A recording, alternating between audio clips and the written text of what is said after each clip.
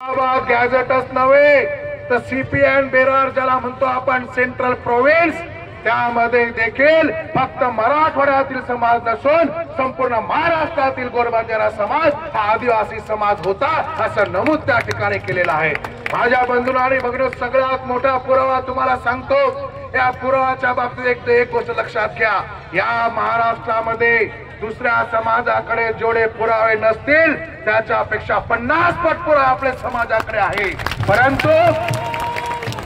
परंतु काय हे गो आपलो लढा बरोबर किदे कोणी आपणच कधीतरी कमी पडगे 3 बाई 3 छिदे वेजा 1 इंच भेजा कोई गुंजन खाजा आणि हालून लुटन थल्लेजा भाळ खाचा थळीरो आणि गीत गावाचा केरी तरी करताय समाज सारी सत्यानाश आपण किदेचा मार भाईयो जाने मन काढो आपले समाज कनात्रा पुरावा रेर बात ये सरकारे ना अपने सक मारन देणो लाग्या पण वो हसाबे ते आपले वागणो लाग्या आणि हसाबे ते आपले कामे लावणो लाग्या। तने मला रळकरण केरो छुमा 1871 आहे ना आपले समाज आहे ना गुन्हेगारी कायदा लागू केले, क्रिमिनल ट्राइब ऍक्ट 1871 साली इथे लागू केला। 1871 पासून जवळपास 1952 पर्यंत आपल्या समाजाला या देशामध्ये गुन्हेगारी जमात म्हणून, जमात म्हणजे आदिवासी म्हणून ओळख दिलेली आहे। आपण 1871 पासून 1952 पर्यंत आपण आदिवासी होतो हे सगळ्या जगाला माहिती आहे। याच्यापेक्षा आणखीन काय पुरावा पाहिजे या सरकारला?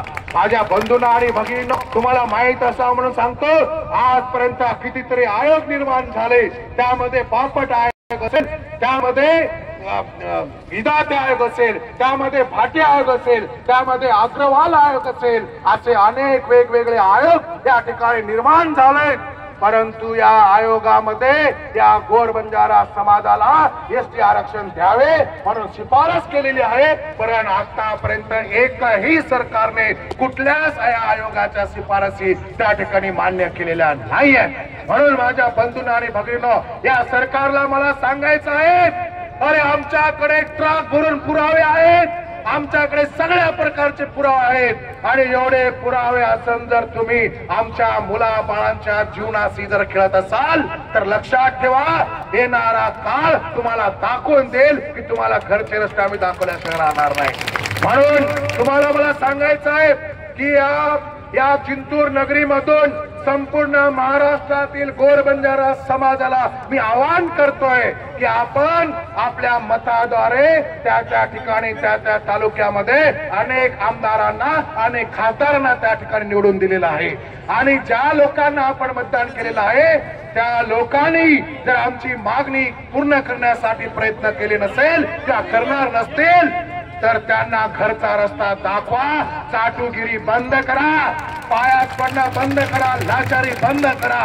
अरे आमच्या भरोशावर या महाराष्ट्रामध्ये किमान 57 आमदार निवडून येतात, 57 आमदाराला आमदारकी पद देणारा आपला हा समाज आहे। आपण मतदान करतो म्हणून त्या ठिकाणी आमदारकी बघतायत। म्हणून तुम्हाला मला सांगायचं आहे, अरे आता तरी ठरवा, कुणाच्या आमिषाला बळी पडू नका, पैशाच्या मागे धावू नका। जो कोणी आमच्या मागणी पाठपुरावा करेल त्याच्या मागे आम्ही राहू। म्हणून जो हमारी बात करेगा वही हमारे पे राज करेगा, ही गोष्ट आपण लक्षात घेऊन त्या ठिकाणी कामाला लागला पाहिजे। माझ्या बंधूंना आणि भगिनींनो, म्हणून माझी तुम्हाला सगळ्यांना विनंती असेल की हा लढा आपल्याला खूप चांगल्या प्रकारे लढायचा आहे। आता मागील 2 दिवस आम्ही मुंबईमध्ये याच गोष्टीसाठी याला नियोजनबद्ध कसं करता येईल यासाठी आम्ही बसून होतो। या लढ्यामध्ये आपल्याला पुढे जाण्यासाठी वकील लोकांची टीम लागणार आहे, अभ्यासू लोकांची टीम लागणार आहे, कागदोपत्र जमा करावे लागणार आहेत आणि रस्त्यावरचं आंदोलन देखील लढावं लागणार आहे आणि न्यायालयीन लढा देखील आपल्याला लढावा लागणार आहे। या सगळ्या गोष्टीचं नियोजन करण्यासाठी आपण त्या ठिकाणी बंजारा आरक्षण कृती समिती नावाची एक समिती त्या ठिकाणी आपण तयार केलेली आहे आणि येणाऱ्या 17 तारखेला मराठवाडा मुक्ती संग्राम दिन आहे, त्या दिवसापासून पुढचे जेवढे काय आंदोलन होतील, जेवढे काय नियोजन होईल त्या बंजारा कृती आरक्षण समितीच्या नावाखाली आपल्याला चालवायचं आहे। कोणी कुठल्याही संघटनेचं नाव घेणार नाही, कोणी कुठल्याही पक्षाचं नाव घेणार नाही। पक्ष तुमच्या घरी ठेवा, संघटना तुमच्या घरी ठेवा, फक्त एकच लक्षात ठेवा, गोरबंजारा आरक्षण कृती समिती, ही कृती समिती, त्या कृती समितीच्या माध्यमाने येणाऱ्या दिवसामध्ये आपला लढा लढायचा आहे आणि त्यासाठी आपण सगळ्यांनी तयार राहायचं आहे. मी तुमच्या सगळ्यांच्या वतीने आपल्या विनोद